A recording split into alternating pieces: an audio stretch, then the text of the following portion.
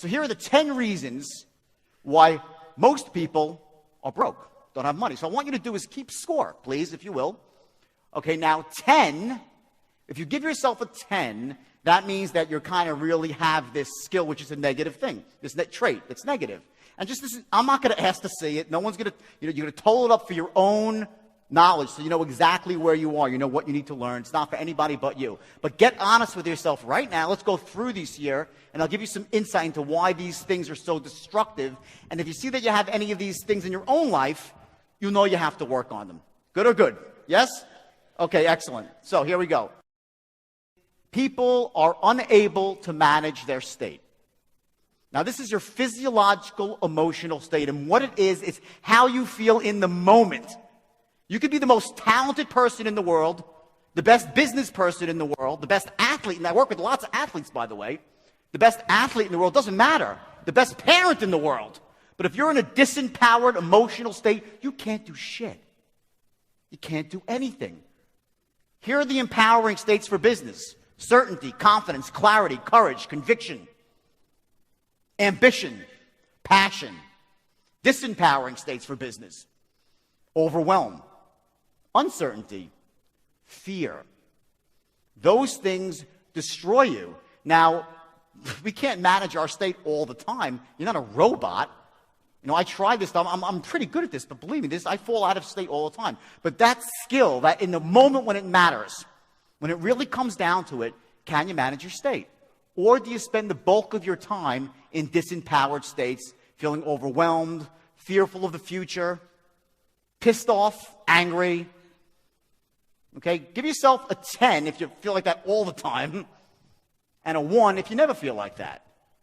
And by the way, just so you know, the real problem, while you're writing, the real problem with this is that we live in a world, and excuse my French here, we live in a world where shit happens. We do, right? You're walking along doing everything like, and bam, you get hit with a lump of it between the eyes, right? And at that point in time, you take that punch, okay? That's when state management really matters. Because what most people do is when they take that punch, they try to make sense of it all, so they start telling themselves a story. They'll tell themselves a story of why they can have what they want and so on and so forth, when in truth, what stops people from getting what they want is the bullshit story they tell themselves of why they can't have it. Because that story stops them from getting honest. This is about honesty, to see things as they are right now in your life, but not worse than they are, which is what a lot of people do.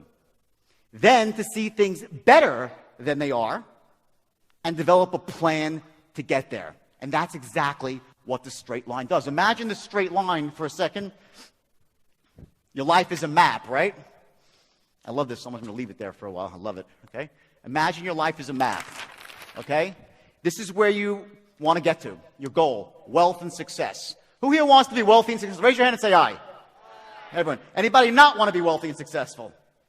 Take a bathroom break. It's a good time. Because by being around me, I used to say, if you want to get rich, just walk behind you, or nickels, money falls out of his pocket. I'm not that organized sometimes, okay? So you get wealth, just be around me. Here we go. This is where you want to go, okay? The straight line is the perfect, just accept it for right now.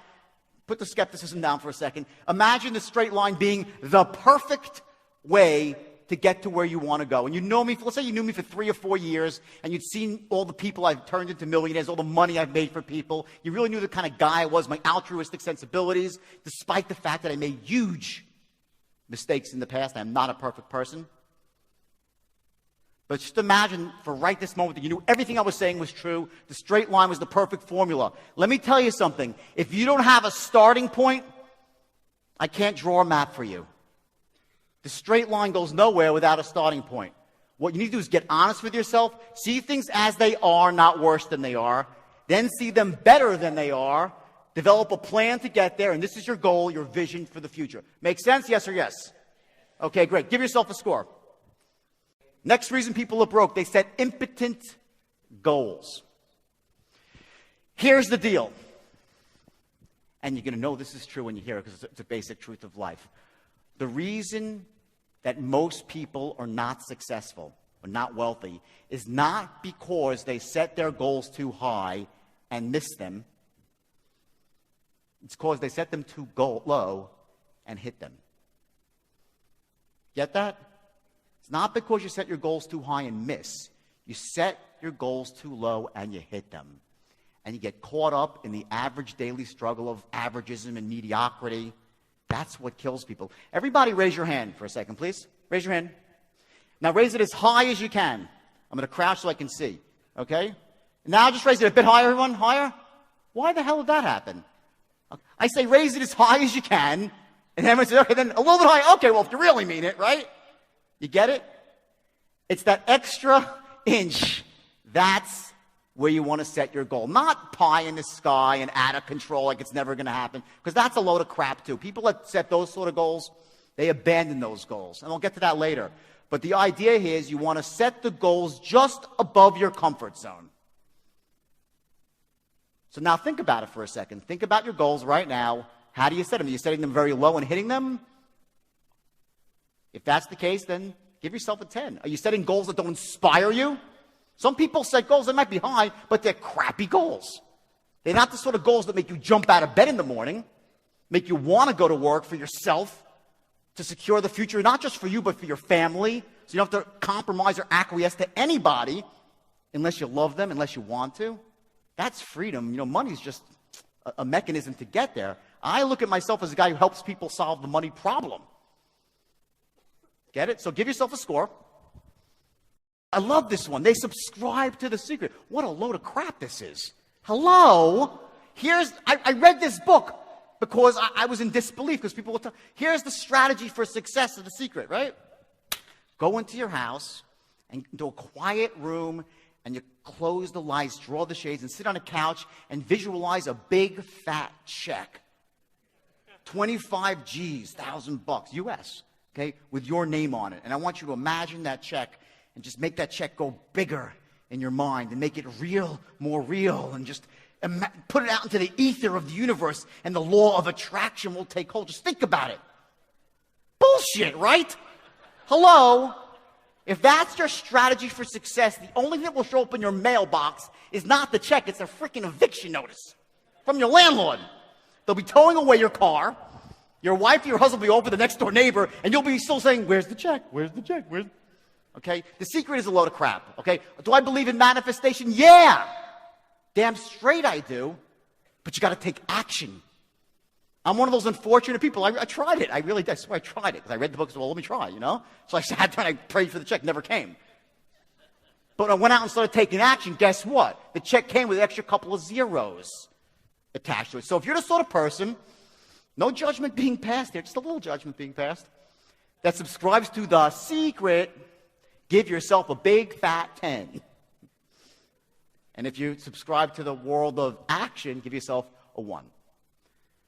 Limiting beliefs. These are killers. There are 2 I want to focus on right now. There's lots of them, but the point is this. There are 2 types of beliefs I want to describe right now. One has to do with life. One has to do with money. Let's go to the life belief first. Will it work?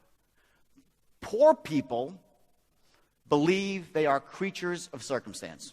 That means that the life happens to them. You get that? While rich people are creators of circumstance. I will tell you this, there is no more destructive belief in the world than to think that life happens to you. Because there's 3 things that you do when you don't think that you can create your own destiny. I'll tell you exactly what they are. Ready? Number 1, the first thing you do is you play what I call the blame game. You start blaming everybody for why you don't have what you want. You'll blame the government, you'll blame your family, you'll blame your spouse, you'll blame your boss, you'll blame the economy, you'll blame the people on Wall Street, which probably deserve some blame, but you'll blame anybody and everybody when you think the world happens to you. You're powerless. The second thing you do is you justify.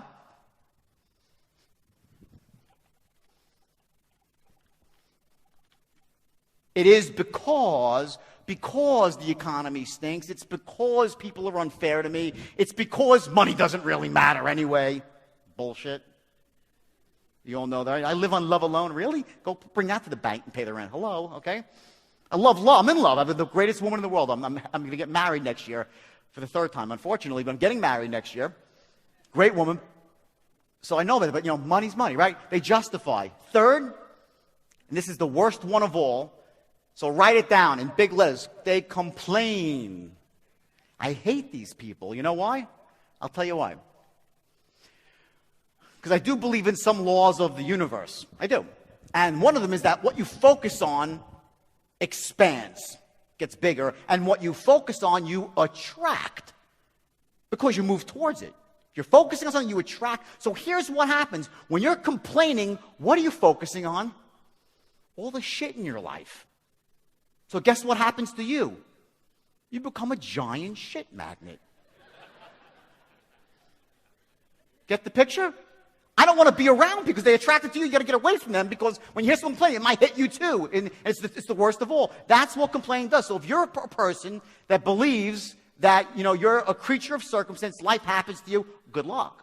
I don't think any of you are like that. You know why? You wouldn't be in this room. How about that? People that believe they're creatures of circumstance, they don't show up to rooms like this. They just don't. They'll kick and scream at the door.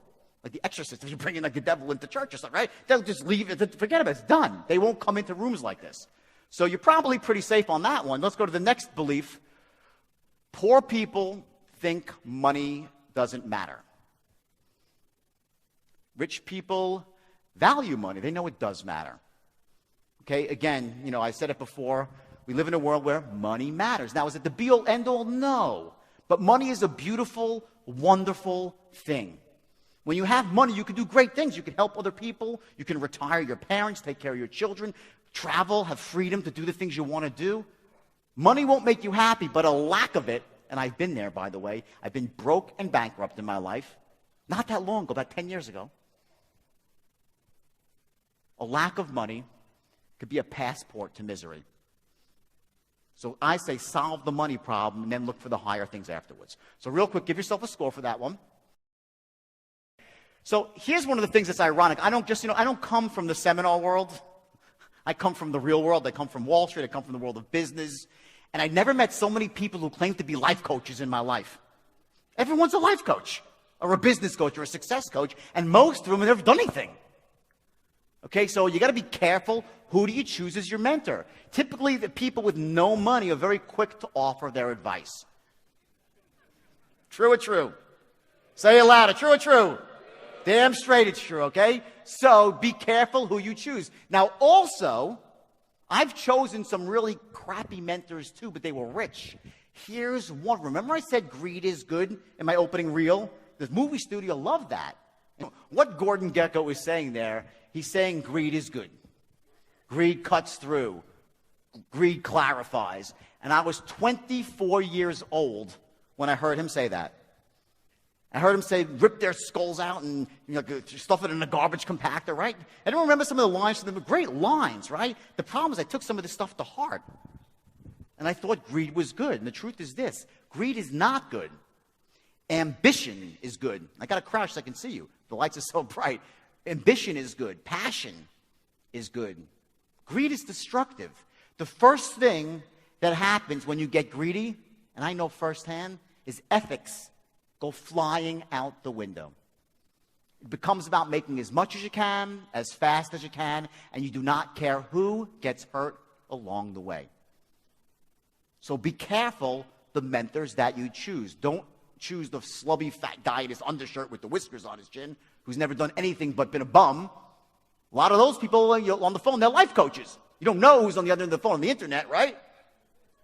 It's true, which can work to your favor. I'll get to that later. For those of you who want to make money really fast, I have some amazing stuff. You're going to make a lot of money just being around me. I got some great ideas. Anyway, and conversely, you don't want to choose that sort of mentor. And when you model someone, when someone becomes your mentor, remember this. You don't have to model the entire organism, right? You can take a piece of them. Take the ambition, but not the greed. Take the strategy, but not some of the other stuff that comes along. So write down your score. If you got good mentors in your life, give yourself a 10. If you got lousy mentors, give yourself a 1. No, you got good mentors, give yourself a 1. Lousy mentors, give yourself a 10. I'm sorry. They're controlled by fear. This is a killer. We all know this. And there are basically 3 ways to process fear, to manage fear. Let me tell you what they are. Number 1 is to pretend that fear does not exist. This leads to a place I call, I'm going to write it right here. Flip the chart. Wish I was taller. Okay, the biggest, baddest, I'm 5'7", 148 on a good day, okay? So here we go, ready? First way, okay, when you manage fear, right, is you ignore it. You pretend it doesn't exist. And here's where you end up. In a place called poverty and misery. If you try to convince, I'm not scared of anything. I'm not taking action. I'm not starting my own company. I'm not going out there and trying to strike it rich. It's not because of fear. And then what do? So you tell the story. You get it? That's not what you'd say to anybody. What you would say is, money doesn't matter. It's too difficult. I don't come from a rich family. A guy like me is not cut out for that sort of stuff. Oh, it's not important anyway. Those people, rich people, are all idiots. All the stuff that we hear. That's a result of not admitting to yourself that you have a bit of fear. You ignore it and you let it control you. That is the most disempowering state for wealth and success. The most. Second is overwhelm. Third is uncertainty. And along with that, confidence. Second way, I'm going to leave the third one for last. The second way, which is, let me click here. You act in spite of fear. That's what I'm a master of doing, by the way. I was always scared. Scared to fail. Scared what people would think if they knew how I didn't know all the answers back when I was younger. I was scared, but I acted anyway. I never let fear stop me. How many people act that way in their lives? Raise your hand and say aye if you do. Anybody have that strategy? It's the achiever's special, I call it. That's what achievers do. They're scared, but they act anyway. Okay? Here's what happens when you have that strategy. You end up in a place called wealthy misery or wealthy anxiety. Anyone here know what I'm talking about? Raise your hand if you know what I'm talking about. Anybody? Come on, come clean. Anybody? I got a couple hands. A lot more. Okay, come on. That's the truth. If you're sitting there acting in spite of fear, okay, and not processing it correctly, you're going to be nervous a lot of the time. Always concerned what happens if I fail, what happens if I don't hit my goal, the whole 9 yards. It's better than the first, but it's not the best way. The third way is embracing it and letting it motivate you. And I'll get to that later. But for right now, give yourself a score about how you manage fear.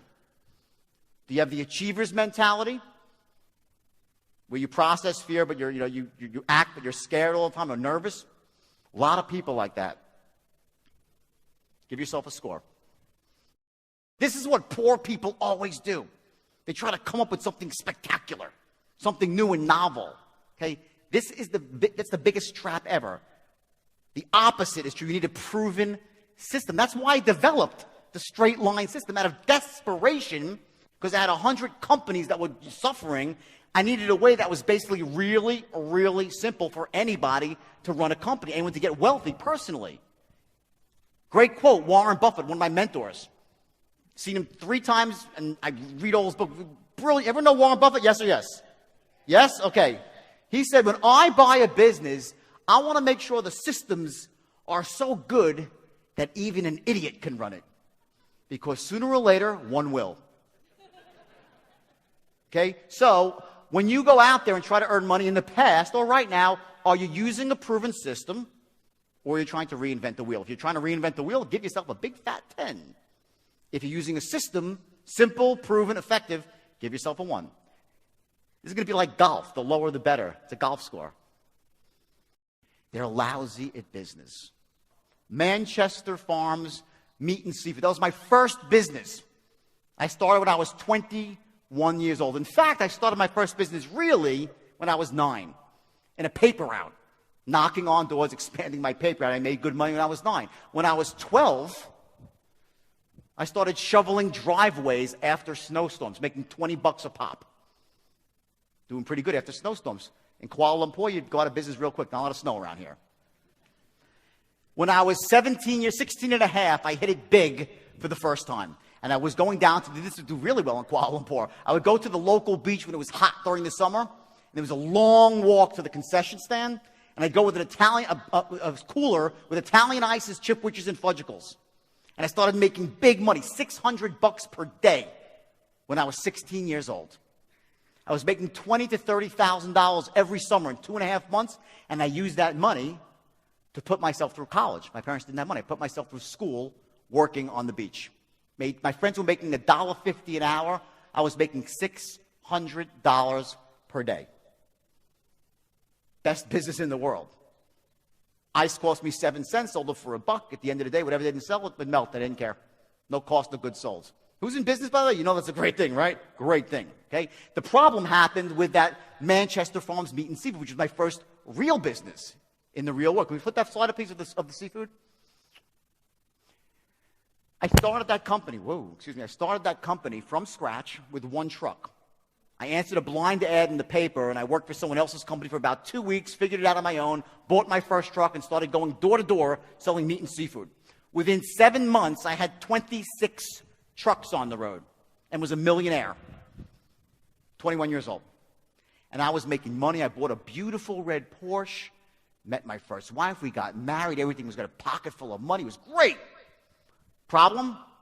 I was making every mistake in the world about business. I had no experience. Business is not a skill that you're born with. You're just not. It's something that you learn. The problem with most people, they just don't know how to do business. No one ever taught them. They don't teach it to you in school.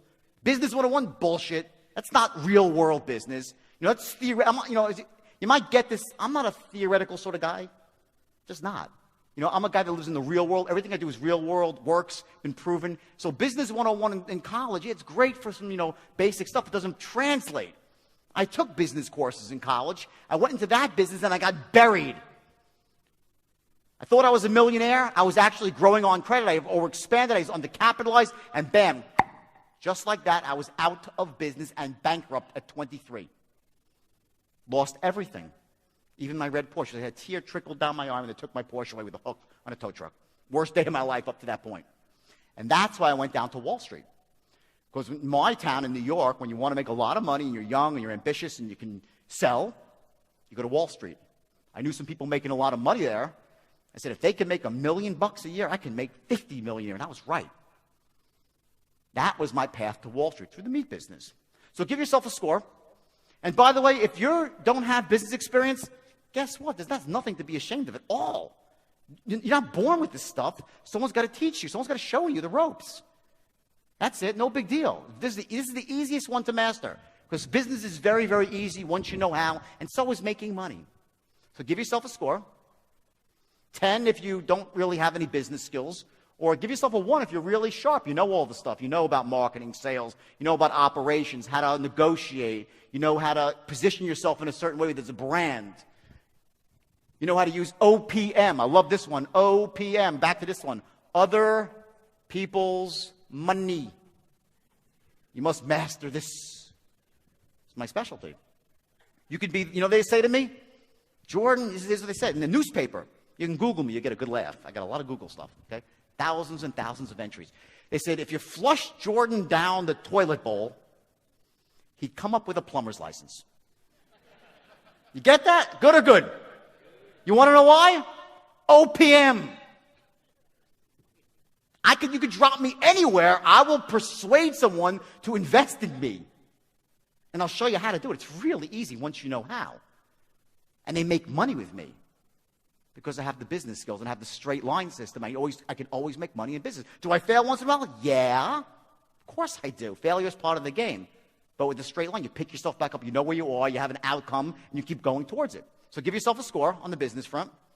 They're uncomfortable with words like sales and persuasion. This is a big one. There's no way around it, everybody. Who here is a salesperson? Raise your hand. Bunch of people. Great. Guess what? You're all salespeople. Either you're selling and persuading or you're failing in life. Not products, the intangible, yourself, your ideas, your concepts. Selling your kid to make his bed. I'm failing miserably and I can't get my kid to make his bed. I'm a pretty good salesperson, right? Either you're selling and persuading or you're failing. This is a skill you cannot get around. Everything I'm going to show you today, and there's some great speakers here. I looked at the list. It's amazing. Great speakers. But this is an art. This mastery, or at least effectiveness, getting to be an effective persuader, is the most crucial skill that any human being can have. And here's my man, my mentor, Warren Buffett, right? Not the sort of guy that you would think is a master salesman. That's not what his life is about. Guess what?